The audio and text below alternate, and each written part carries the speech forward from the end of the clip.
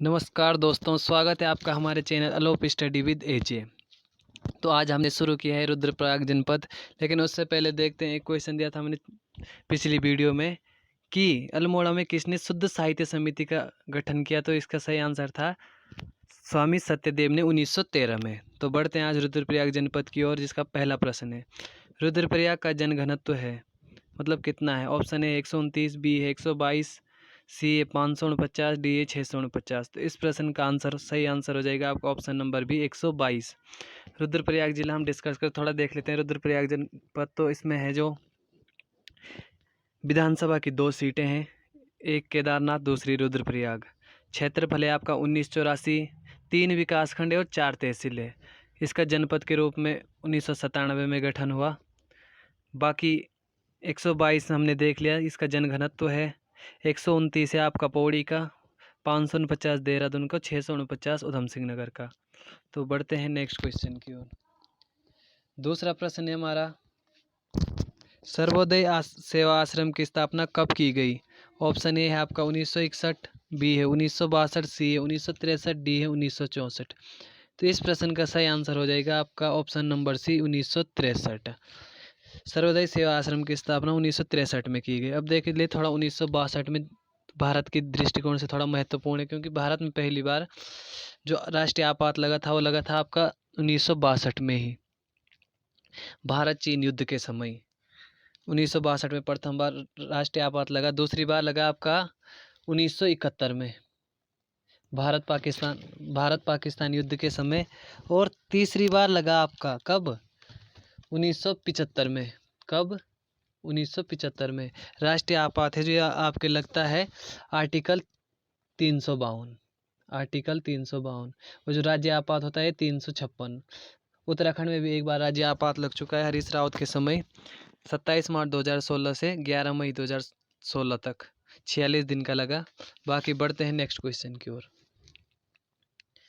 किस ताल में गांधी जी की अस्थियां विसर्जित की गई। ए है सतोपंथ, बी है रुच गंगा, सी है आपकी सरावदी ताल, डी है क्यूंजाड़ घाट। तो इस प्रश्न का आंसर सही आंसर हो जाएगा आपका ऑप्शन नंबर सी सरावदी ताल। इसका अन्य नाम देखें तो चौराबाड़ी ताल भी है, गांधी सरोवर भी है। और कब, 1948 में। 1948 में गांधी जी की अस्थियां यहाँ विसर्जित की गई। तो बढ़ते हैं नेक्स्ट क्वेश्चन की ओर। नेक्स्ट क्वेश्चन है हमारा आज का, लस्तर व मंदाकिनी नदी का संगम है। ऑप्शन ए है सोनप्रयाग, बी है आपका सुमाली, सी है मक्कूमठ, डी है आपका केदारनाथ। तो इस प्रश्न का सही आंसर हो जाएगा आपका ऑप्शन नंबर 20 सुमाड़ी। ये आपका सुमाड़ी है। इसका अन्य नाम है सूर्यप्रयाग। लस्तर और मंदाकिनी संगम होता है सुमाली में, जिसका अन्य नाम है सूर्यप्रयाग। अब देखा जाए सोनप्रयाग में किसका आता है, वासुकी और मंदाकिनी। और केदारनाथ में किसका होता है, मधुगंगा प्लस मंदाकिनी। देखा जाए आपको तो यहाँ पे मक्कूमठ आपको पता है तुंगनाथ का शीतकालीन आवास है। बाकी बढ़ते हैं नेक्स्ट प्रश्न की ओर। केदारनाथ नाम का सर्वप्रथम उल्लेख किसके अभिलेख से मिलता है। ऑप्शन ए आपका अशोकचल, बी है नागदेव, सी है अनंतपाल, डी है ललित सूरदेव। तो इस प्रश्न का सही आंसर हो जाएगा आपका ऑप्शन नंबर ए अशोकचल।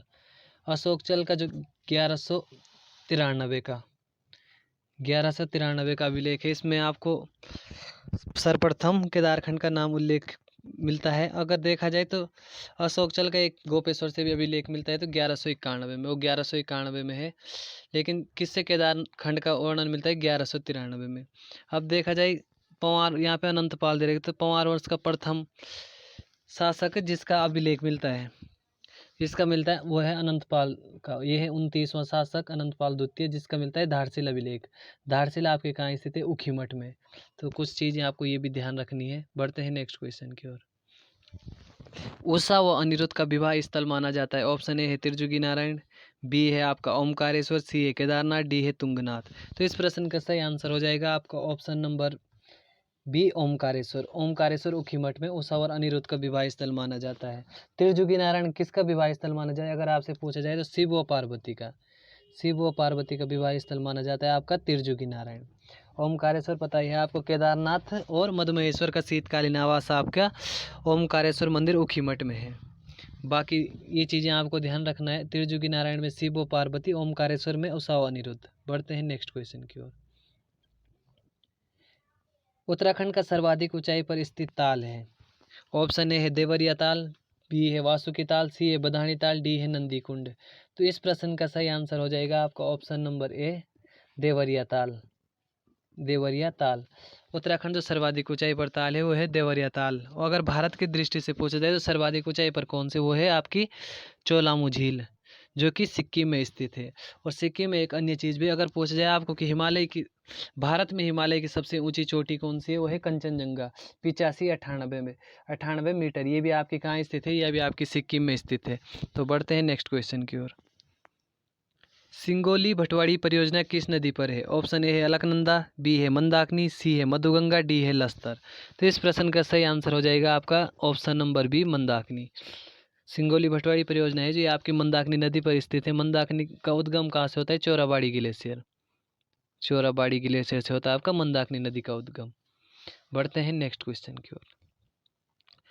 चंद्रकुंवर बर्तवाल का जन्म कब हुआ। ऑप्शन ए है 1918, बी है 1919, सी है 1920, डी है 1921। तो इस प्रश्न का सही आंसर हो जाएगा आपका option number B, 1919। Chandrakunwar Bartwal का जन्म होता है जो 1919 में, कहाँ होता है, मालकोटी रुद्रप्रयाग में।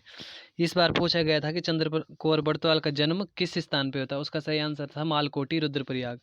और अगर देखा जाए कब हुआ तो 1919 में। अब 1919 में एक और व्यक्ति का जन्म होता है उत्तराखंड में, महत्वपूर्ण है, वो है आपके HNB, हेमंती नंदन बहुगुणा जी का जन्म भी 1919 में होता है। 1919 में अगर देखें तो कुमाऊं परिषद का तीसरा अधिवेशन, जो कि हिंदू मुस्लिम एकता के लिए जाना जाता है, वो भी 1919 में होता है आपके कोटद्वार में। 1919 में ही उसमें जो तीसरा अधिवेशन होता है कुमाऊं परिषद का, इसमें आपको पता ही है कुल्ली बेगार संबंधी जो प्रस्ताव रखते हैं आपके मथुरा प्रसाद निथानी। और 1919 के अधिवेशन की अध्यक्षता कौन करते हैं आपके, वो करते हैं आपके बद्रीदत्त जोशी। कुमाऊं परिषद भी आपको पढ़ के जाना है, जिसके 6 अधिवेशन है। एक 1918 में होता है, जिसकी अध्यक्षता करते हैं तारादत्त गेरोला। तो बढ़ते हैं नेक्स्ट क्वेश्चन की ओर। गढ़नंदिनी किसकी रचना है। ऑप्शन ए है आपका गंगाधर, बी है हिमानी, सी है रमाकांत वेदवालो, डी है हरिदत्त बेंजवाल। ये रमाकांत बेंजवाल था। ये भी अगर थोड़ा टाइपिंग मिस्टेक हो जाती है हिंदी टाइपिंग में, तो इसका था रमाकांत बेंजवाल। क्या था आपका, रमाकांत बेंजवाल, जो कि इसका सही आंसर है। गढ़नंदिनी रचना है जो ये है आपकी रमाकांत बेंजवाल की। तो बढ़ते हैं नेक्स्ट क्वेश्चन की ओर। हिंदी का कालिदास किसका उपनाम है। ऑप्शन ए आपका कविरत्न, डॉक्टर कृष्णा, बी है चंद्रकुंवर बर्तवाल, सी है उमाशंकर सतीश, डी है जगत सिंह चौधरी। तो इस प्रश्न का सही आंसर हो जाएगा option number A, B Chandrakunwar Bartwal. जन्म हम पहले ही देख चुके हैं, इनके आगे 1919 में होता है। कहाँ होता है, मालकोटी रुद्रप्रयाग में। और हिंदी, इनका उपनाम क्या है, हिंदी का कालिदास। एक और उनका महत्वपूर्ण उपनाम है, वो है आपका गढ़वाल का किट्स। और चंद्रकुंवर बर्तवाल को हिंदी का कालिदास भी कहा जाता है। यहाँ पे दे रखा है उमाशंकर सतीश, इनकी भी एक रचना है ए लिंग्विस्टिक स्टडी ऑफ चौनसार। और जगत सिंह चौधरी आपको पता है मिश्रित वन खेती मॉडल से संबंधित है, जिनको मिश्रित वन खेती मॉडल से संबंधित जिनको 2006 में आर्यभट्ट सम्मान पुरस्कार दिया जाता है। तो बढ़ते हैं नेक्स्ट क्वेश्चन की ओर।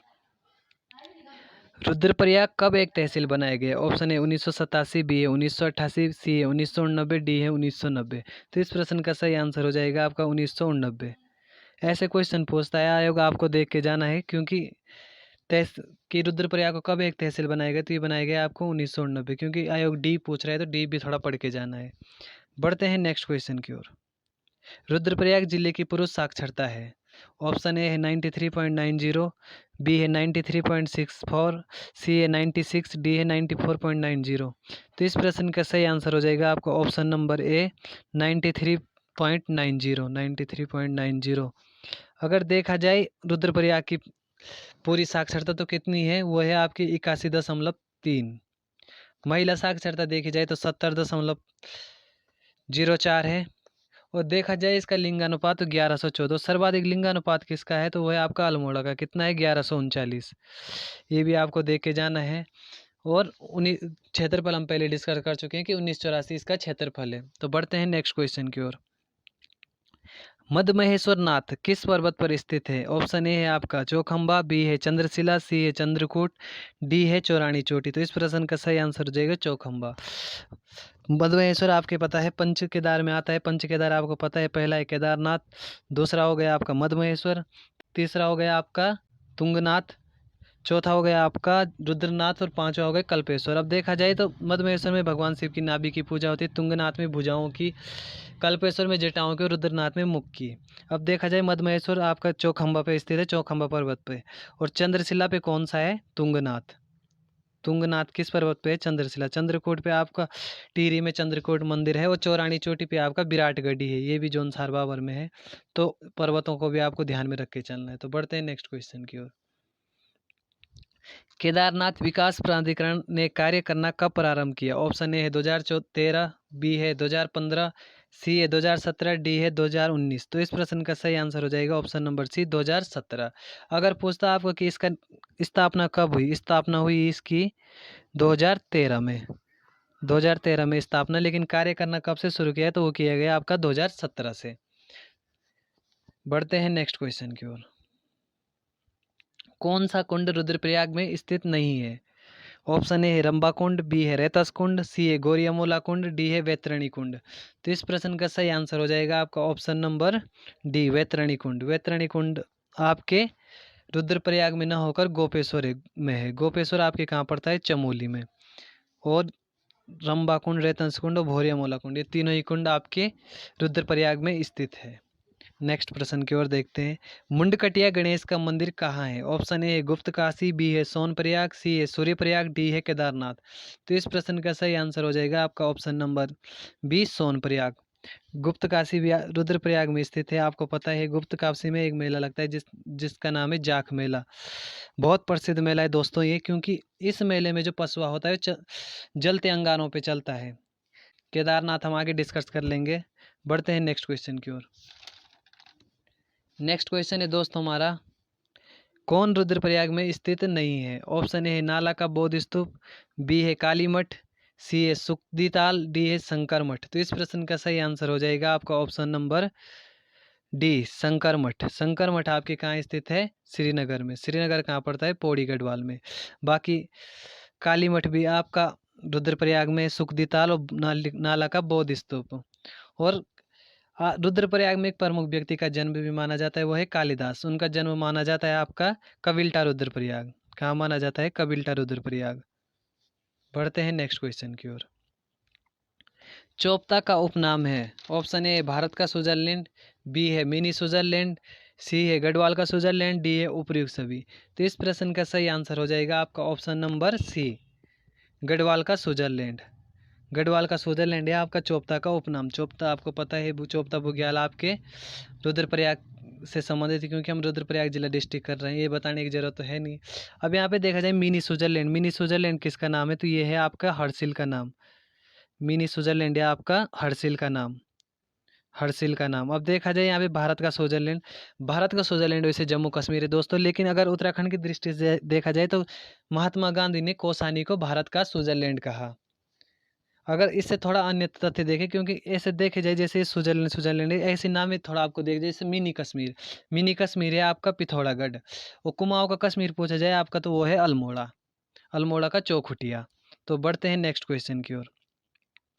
जाख देवता मंदिर किसको समर्पित है? ऑप्शन ए भगवान शिव, बी है भगवान विष्णु, सी है नाग देवता, डी है यक्ष देवता। तो जाख का मतलब क्या होता है दोस्तों? जाख का मतलब ही होता है यक्ष।